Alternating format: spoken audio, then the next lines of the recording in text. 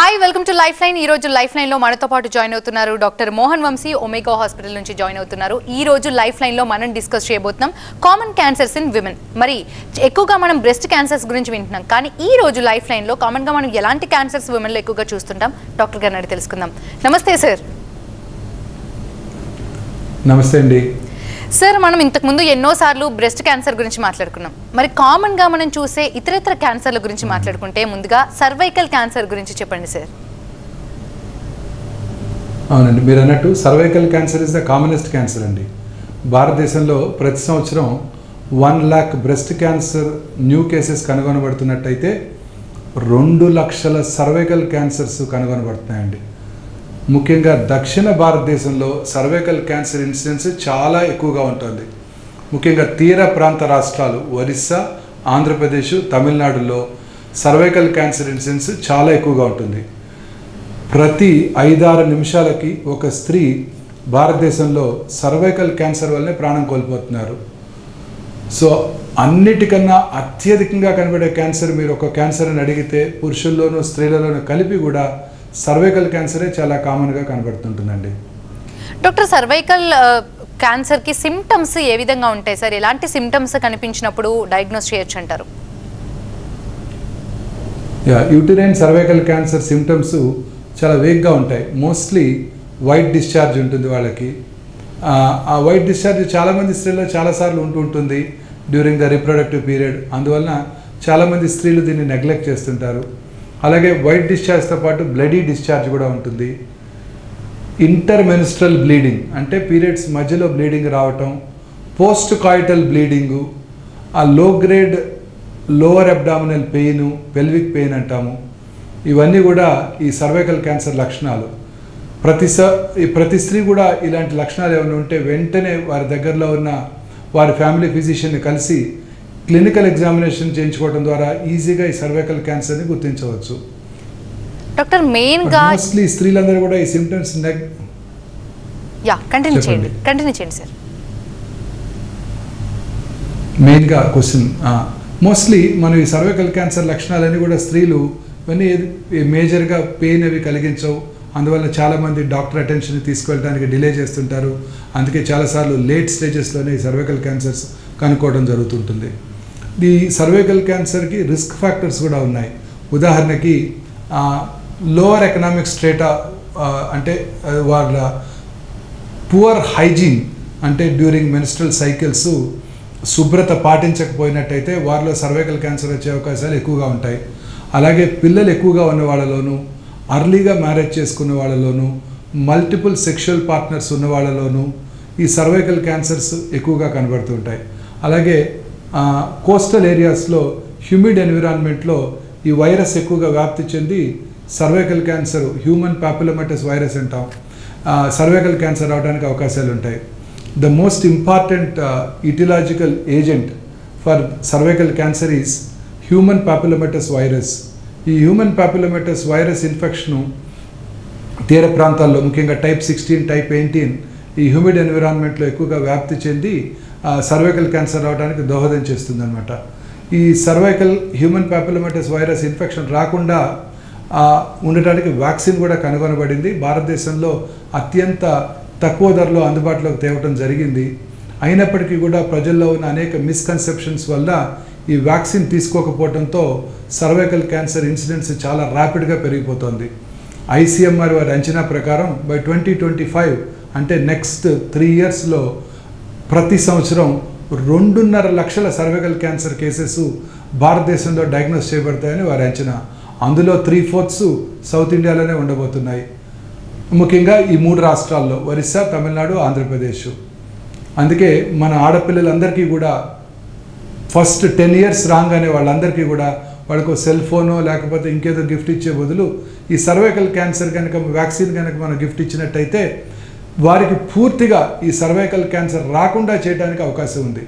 మనం ఎలాగైతే పోలియోని ఎరాడికేట్ చేసామో, ఎలాగైతే స్మాల్ పాక్స్ని ఎరాడికేట్ చేసామో, అలాగా భారతదేశంలో అత్యధికంగా కనబడే ఈ సర్వైకల్ క్యాన్సర్ని పూర్తిగా మనం ప్రివెంట్ చేయడానికి అవకాశం ఏర్పడుతుంది. దీనిని ప్రైమరీ ప్రివెన్షన్ అంటారు. దీంతోపాటు సెకండరీ ప్రివెన్షన్ కూడా అందుబాటులో ఉంది.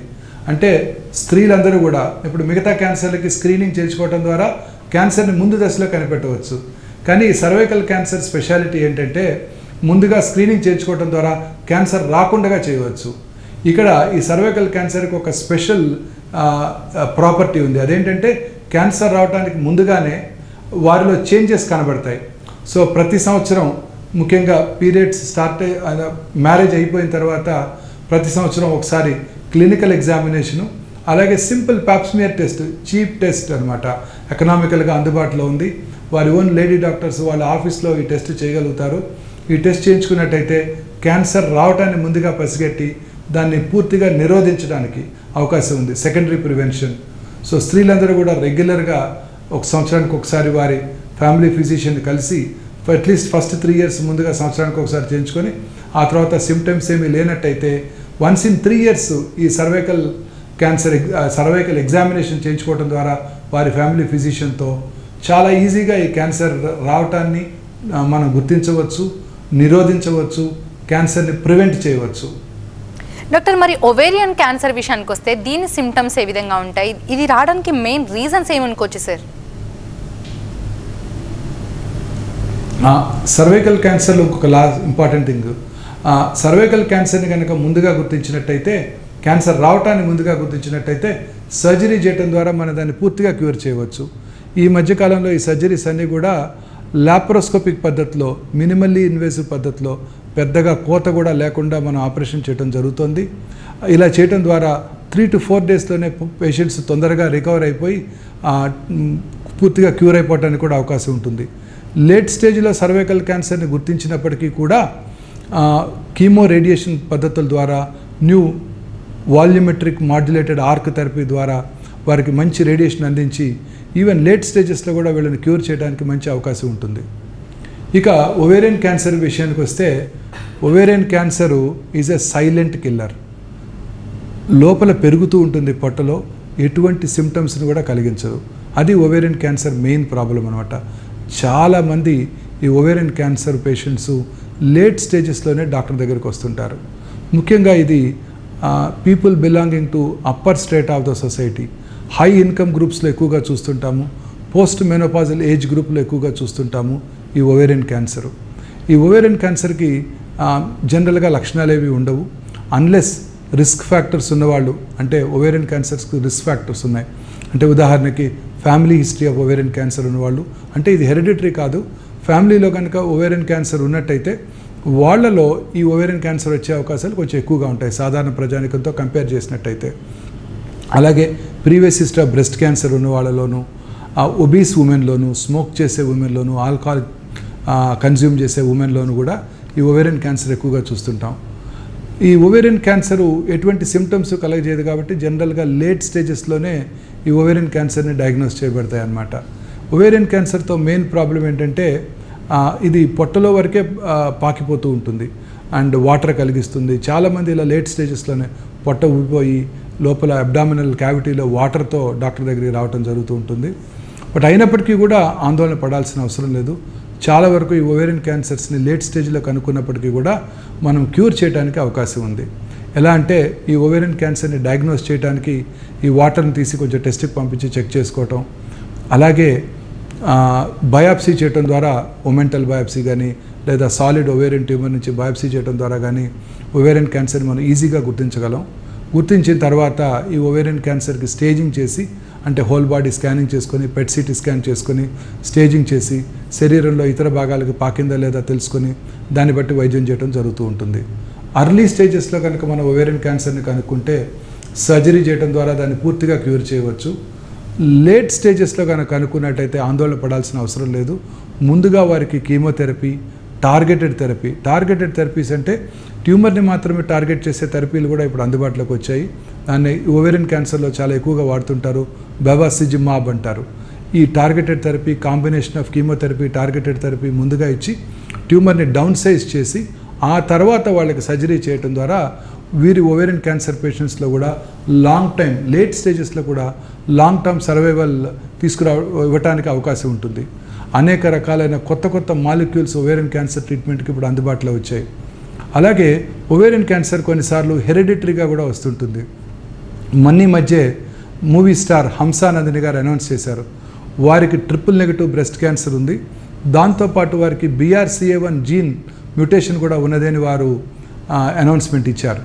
ఆ BRCA1 జీన్ మ్యూటేషన్ అనేది వెరీ ఇంపార్టెంట్. 2 జీన్స్ ఉంటాయి, BRCA1, BRCA2. దీనిని hereditary breast ovarian cancer syndrome అంటారు. మనందరికీ కూడా ఒక important movie artist, Hollywood movie artist Angelina Jolie, వారి తల్లి గారికి ట్రిపుల్-నెగటివ్ బ్రెస్ట్ క్యాన్సర్ ఉందని తెలుసుకొని వారు ముందుగానే BRCA1, BRCA2 టెస్ట్ చేయించుకొని వారికి అది 2 పాజిటివ్ ఉండటంతో 100% బ్రెస్ట్ క్యాన్సర్ వస్తుంది, అలాగే 60% ఒవేరియన్ క్యాన్సర్ రిస్క్ ఉందని తెలుసుకొని 2 బ్రెస్ట్లు 2 ఓవరీసు క్యాన్సర్ రాకముందే తీయించేసుకున్నారు. దీన్ని రిస్క్ రిడక్షన్ సర్జరీస్ అంటారు. 2011లోనే వారి ట్రీట్మెంట్ తీసుకోవడం జరిగింది.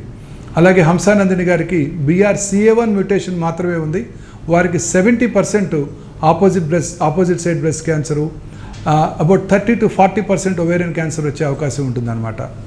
సో ఈ BRCA1, BRCA2 జెనెటిక్ మ్యూటేషన్ కూడా ప్రతి ఒవేరియన్ క్యాన్సర్ పేషెంట్కి మనం చెక్ చేయించుకోవడం ద్వారా వారికి బ్రెస్ట్ క్యాన్సర్ వచ్చే అవకాశాలు ఎంత ఉంటాయో తెలుస్తుంది. ఇదే కాకుండా దీనికి ట్రీట్మెంట్ మీద కూడా మనకి మంచి ట్రీట్మెంట్స్ ఇవ్వడానికి కూడా దోహదం చేస్తుంది. ఈ BRCA1, BRCA2 positive ovarian cancer పేషెంట్స్లో సర్జరీ తర్వాత కీమోథెరపీ, టార్గెటెడ్ థెరపీ కంప్లీట్ చేశాక ఒక సింగిల్ డ్రగ్, దాన్ని ఓలాపారిబ్ అంటారు, ఓలాపారిబ్, ఆ డ్రగ్ ఇవ్వటం ద్వారా ఈ క్యాన్సర్ని లేట్ స్టేజ్లో క్యాన్సర్ వచ్చినా కూడా తిరిగి రాకుండా చేయడానికి, కొన్నిసార్లు లేట్గా డయాగ్నోస్ చేసిన ఆ సింపుల్ ట్యాబ్లెట్ ఇంటి దగ్గరే వేసుకోవటం ద్వారా ఈ ఒవేరియన్ క్యాన్సర్ తిరిగి రాకుండా చేసుకోవడానికి, కంట్రోల్ చేసుకోవడానికి కూడా అవకాశం ఉంటుంది.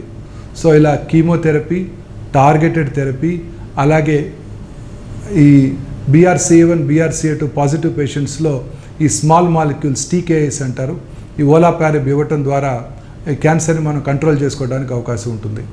అలాగే సర్జరీ చేసేటప్పుడు కూడా ఈ ఓవేరియన్ క్యాన్సర్ పేషెంట్స్కి ఇంతకుముందు పెద్దగా కోత కోసి సర్జరీ చేయడం జరిగేది. ఇప్పుడు ఇవన్నీ కూడా మినిమల్లీ ఇన్వేసివ్ పద్ధతిలో, కీహోల్ పద్ధతిలో చేస్తున్నాము. ఈ కీహోల్ పద్ధతిలో చేసినప్పుడు high grade, high definition image 1 కెమెరాస్ని మన అబ్డామిన్లో ప్లేస్ చేసినప్పుడు, ముఖ్యంగా ఇప్పుడు 3D కెమెరాస్ కూడా అందుబాటులోకి వచ్చాయి. మనం నేకెడ్ అయితే చూసిన దానికన్నా 10 to 15 times మ్యాగ్నిఫైడ్ ఇమేజ్ మనకి ఆపరేషన్ రూమ్లో అందుబాటులో ఉంటుంది. తద్వారా పర్ఫెక్ట్గా సర్జరీ చేయడానికి అవకాశం ఉంటుంది. పోస్ట్ ఆపరేటివ్ రికవరీ కూడా స్మూత్గా ఉంటుంది. Most of these patients operation అయిపోయిన తర్వాత కీమోథెరపీ కూడా ఇవ్వడం జరుగుతూ ఉంటుంది. అందువలన ఎటువంటి కోత లేకుండా ఆపరేషన్ చేసినట్టయితే, చిన్న చిన్న స్కార్స్తోనే ఆపరేషన్ చేసినట్టయితే chemotherapy related complications, post operative surgical complications కూడా అవాయిడ్ చేయడానికి అవకాశం ఉంటుంది. డాక్టర్, మరి సర్వైకల్ క్యాన్సర్ గురించి మాట్లాడుకున్నాం, అలాగే ఇప్పుడు ఓవేరియన్ క్యాన్సర్ గురించి కూడా మాట్లాడుకున్నాం, మరి యూటరైన్ క్యాన్సర్ గురించి మాట్లాడుకున్నాం సార్.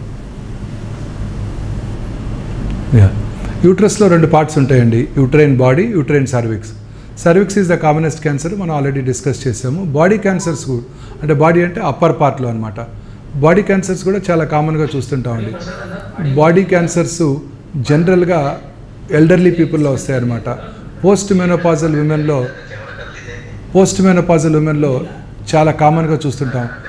పోస్ట్ మెనోపాజల్ ఉమెన్లో ఎవరికైనా బ్లీడింగ్ కనుక వచ్చినట్టయితే ఫస్ట్ థింగ్ మనము ఈ యూట్రైన్ క్యాన్సర్ గురించి ఆలోచించాల్సి ఉంటుంది అనమాట. యూట్రైన్ బాడీ క్యాన్సర్ గురించి ఆలోచించాల్సి ఉంటుంది. So uterine body cancer commonest symptom post menopausal bleeding. Premenopausal age గ్రూప్లో కూడా ఈ క్యాన్సర్స్ వచ్చే అవకాశాలు ఎక్కువగా ఉంటాయి. ప్రీమెనోపాజల్ గ్రూప్లో క్యాన్సర్స్ కనబడుతుంటాయి, బట్ పోస్ట్ మెనోపాజల్ ఉమెన్లో చాలా ఎక్కువగా కనబడుతుంటాయి అనమాట.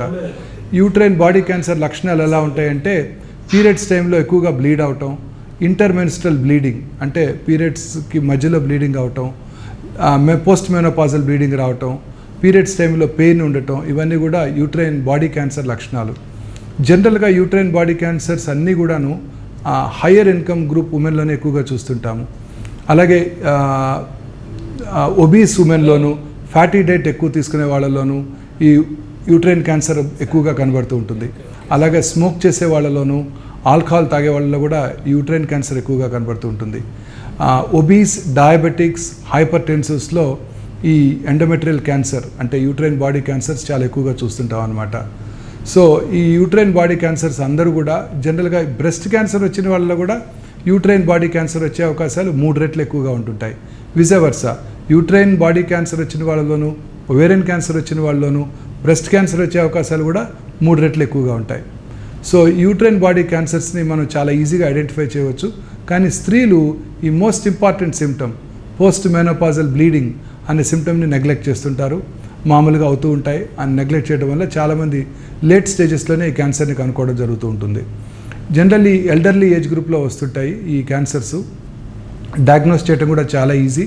సింపుల్ హిస్టిరోస్కోపీ చేసి బయాప్సీ చేయడం ద్వారా చాలా ఈజీగా మనం ఈ క్యాన్సర్ని డయాగ్నోస్ చేయవచ్చు. ఒకసారి క్యాన్సర్ని డయాగ్నోస్ చేశాక స్టేజింగ్ చేయడం జరుగుతుంది. అంటే శరీరంలో అది ఇతర భాగాలకి ఎక్కడికన్నా పాకిందా, ఇది యూట్రస్ యొక్క ఇన్నర్ లేయర్ ఎండోమెట్రియం నుంచి స్టార్ట్ అవుతాయి. ఆ యూట్రస్కి గట్టి మజిల్ ఉంటుంది, ఆ మయోమెట్రియం అంటారు. దాంట్లోకి ఏమైనా పాకిందా, పక్కన ఉన్న లింఫ్ నోడ్స్కి ఏమైనా పాకిందా, ఓవరీస్ అండాశయానికి ఏమైనా పాకిందా, లేదా శరీరంలో ఇతర భాగాలకి ఒమెంటం కానీ దేన్న పాకిందా లేదా తెలుసుకోవడానికి మనం సిటీ స్కానింగ్ కానీ అలాగే ఎంఆర్ఐ స్కాన్ కానీ అవసరమైనప్పుడు పీఈటీ సిటీ స్కాన్, పెట్ సిటీ స్కాన్ కూడా చేసుకొని దీన్ని స్టేజింగ్ చేయడం జరుగుతూ ఉంటుంది. స్టేజింగ్ చేసిన తర్వాత మోస్ట్ ఆఫ్టెన్ ఎర్లీగానే కనుక్కున్నప్పుడు వీటికి సర్జరీ చేయడం ద్వారా వీటిని పూర్తిగా క్యూర్ చేయడానికి అవకాశం ఉంటుంది. Extra facial hysterectomy, bilateral pelvic lymph node dissection అంటాము. అలాగే ఓమెంటెక్టమీ కూడా చేయడం జరుగుతుంటుంది. Cervical cancer surgery, ovarian cancer surgery లాగానే ఈ యూట్రైన్ బాడీ క్యాన్సర్ని కూడా జనరల్గా ఈ మధ్యకాలంలో అన్నీ కూడా కీహోల్ పద్ధతిలో నిర్వహిస్తున్నాము. ఎక్సలెంట్ మ్యాగ్నిఫికేషన్తో ఆ ట్యూమర్ ఎక్కడికైతే పాకింది ఈజీగా తెలుసుకోవడానికి కీహోల్ పద్ధతిలో లాప్రోస్కోపిక్ చికిత్స ద్వారా దీన్ని చేసినప్పుడు మనకి చక్కటి విజన్ ఉంటుంది. కాబట్టి సర్జరీ మనం పర్ఫెక్ట్గా చేయగలుగుతాము. సర్జరీ చేసిన తర్వాత పోస్ట్ ఆపరేటివ్ ఫైండింగ్స్ని బట్టి వీళ్ళకి ఫర్దర్గా అవసరమైతే రేడియోథెరపీ కానీ కీమోథెరపీ కూడా ఇవ్వాల్సి రావచ్చు. ట్యూమర్ అడ్వాన్స్డ్ అయినప్పుడు కొన్నిసార్లు ఈ ట్యూమర్స్ ఓవేరియన్ క్యాన్సర్ లాగా చాలా అగ్రెసివ్గా బిహేవ్ చేస్తాయి. అలాంటప్పుడు వీళ్ళకి రేడియేషన్తో పాటు కీమోథెరపీ కూడా అవసరపడవచ్చు. చాలాసార్లు వీళ్ళందరికీ రెగ్యులర్గా పేషెంట్స్ అందరికీ 3 క్యాన్సర్లు, cervical cancer, uterine cancer, ovarian cancer అందరి పేషెంట్స్లో కూడా ట్రీట్మెంట్ ఎంత ఇంపార్టెంటో ఫాలోఅప్ కూడా అంతే ఇంపార్టెంటు. ఈ ఫాలోఅప్ చేస్తున్నప్పుడు మనము ఈ క్యాన్సరు ఫాలోఅప్ అంటే ట్రీట్మెంట్ అయిపోయిన తర్వాత ఫర్దర్గా వీటిని తిరిగి రావటాన్ని ముందుగా పసిగట్టవలసి ఉంటుంది. దీనికి ఫాలోఅప్ చాలా ఇంపార్టెంట్. చాలామంది ఈ పార్ట్ని నెగ్లెక్ట్ చేస్తుంటారు. సిమ్టమ్స్ ఏమీ లేవు, నేను బాగానే ఉన్నాను కదా, ఊరికే డాక్టర్ దగ్గరికి ఎందుకు వెళ్ళటం, తిరిగి రావటం, అన్నెసరీ ఇన్వెస్టిగేషన్ చేస్తారు. వాళ్ళు సిటీ స్కాన్స్ అవి చేస్తారు. ఆ సిటీ స్కాన్ వల్ల వచ్చే రేడియేషన్ వల్ల కూడా మనకు ఆపద ఉంటుందని అప్పుడప్పుడు వింటున్నాము అని చాలామంది అశ్రద్ధ చేస్తుంటారు. ఇది పూర్తిగా మిస్కన్సెప్షన్, అపోహ మాత్రమే. ఇప్పుడు కొత్తగా లో dosage CT scan machines, PET scan machines అందుబాటులోకి వచ్చాయి. వీళ్ళందరూ కూడా రెగ్యులర్గా ఫాలోఅప్ స్క్రీనింగ్ చేయించుకోవాల్సి ఉంటుంది. ముఖ్యంగా ఈ యూట్రైన్ ఎండోమెట్రియల్ బాడీ క్యాన్సర్ వచ్చిన వాళ్ళలో సంవత్సరానికి ఒకసారి యాన్యువల్ మ్యామోగ్రఫీ కూడా చేసుకోవాల్సి ఉంటుంది. ఈ కొత్తగా వచ్చిన 3 డైమెన్షనల్ డిజిటల్ మ్యామోగ్రామ్తో అతి తక్కువ రేడియేషన్తో బ్రెస్ట్ని స్క్రీన్ చేయడానికి కూడా అవకాశం ఏర్పడింది. తద్వారా బ్రెస్ట్ క్యాన్సర్ రావటాన్ని, వీళ్ళందరిలో కూడా బ్రెస్ట్ క్యాన్సర్ వచ్చే అవకాశాలు ఎక్కువగా ఉంటాయి, uterine cancer, ovarian cancer. So breast cancer రావటాన్ని మనం ముందుగా పసిగట్టడానికి అవకాశం ఉంటుంది. తద్వారా దానికి కూడా ట్రీట్మెంట్ చేసుకోవడానికి అవకాశం ఉంటుంది. లేట్ స్టేజెస్లో డయాగ్నోస్ చేసినప్పుడు యూట్రైన్ క్యాన్సర్స్ని మనం ముందుగా కీమోథెరపీ ఇచ్చి దాన్ని డౌన్ సైజ్ చేసి ఆ తర్వాత సర్జరీ చేయడం జరుగుతూ ఉంటుంది. అలాగే కొన్నిసార్లు లోకల్లీ అడ్వాన్స్డ్ ట్యూమర్స్లో ముందుగా కీమో రేడియేషన్ ఇచ్చి దాన్ని డౌన్ సైజ్ చేసి ఆ తర్వాత కూడా సర్జరీ చేయడం ద్వారా వాటిని పూర్తిగా క్యూర్ చేసుకోవడానికి అవకాశం ఉంటుంది. సో బేసికలీ అన్ని క్యాన్సర్స్ కూడా క్యాన్సర్ ట్రీట్మెంట్లో most important team approach. Surgical oncologist, medical oncologist, radiation oncologist, pathologist is the key person అనమాట. ఎందుకంటే కరెక్ట్ ట్యూమర్ టైప్ వారే మనకి చెప్తారు. అది ఏ రకమైన ట్రీట్మెంట్ లొంగుతుందో కూడా ట్యూమర్ టైప్ని బట్టి ఆధారపడి ఉంటుంది. అలాగే రేడియాలజిస్ట్, ట్యూమర్ ఆపరబుల్లా కాదా, ఓవేరియన్ క్యాన్సరు లేదా గర్భసంచి ముఖద్వార క్యాన్సరు శరీరంలో ఎక్కడికైనా పాకిందా లేదా అనేది ఎంఆర్ఐ స్కాను, సిటీ స్కాన్ని రేడియాలజిస్ట్ ఇన్పుట్స్ తీసుకొని మనం ట్రీట్మెంట్ ప్లాన్ని డిజైన్ చేయడం జరుగుతుంటుంది. అలాగే with the advent of PET CT scan, ఈ న్యూక్లియర్ మెడిసిన్ డిపార్ట్మెంటు చాలా క్యాన్సర్స్కి ఇప్పుడు పెట్ సిటీ స్కాన్ చేస్తున్నాము. దీంట్లో nuclear medicine specialist very important. వారు మనకి గైడ్ చేస్తారు ఈ ట్యూమర్ ఏ స్టేజ్లో ఉంది.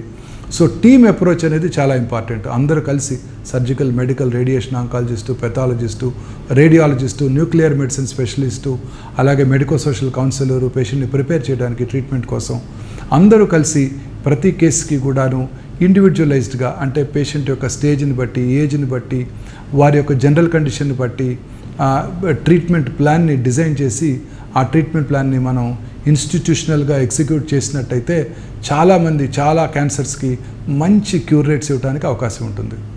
Right, thank you sir. Parents కూడా ఒక మంచి మెసేజ్ ఇచ్చారు. మొబైల్ ఫోనే కాదు, టైంకి వ్యాక్సిన్ వేయించాలి, అందులోనే విమెన్స్కి బ్రెస్ట్ క్యాన్సర్ పట్ల అవగాహన కలగాలని కూడా చాలా చక్కగా వివరించారు సార్. Thank you sir. ఇది వాటి లైఫ్ లైన్. చూస్తూనే ఉండండి TV9. Thank you very much.